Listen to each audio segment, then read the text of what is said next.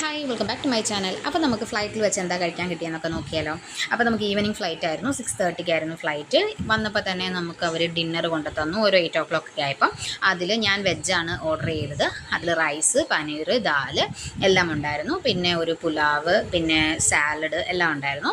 അത് നമ്മൾ കഴിച്ചു. ഫുഡ് ഓക്കെ ആയിരുന്നു, കുഴപ്പമൊന്നുമില്ലായിരുന്നു. പിന്നെ ഒരു അരമണിക്കൂർ കഴിഞ്ഞപ്പോൾ അവർ നമുക്ക് ഡ്രിങ്ക്സ് കൊണ്ടു തന്നിട്ടുണ്ടായിരുന്നു. അത് നമ്മൾ കുടിച്ചു.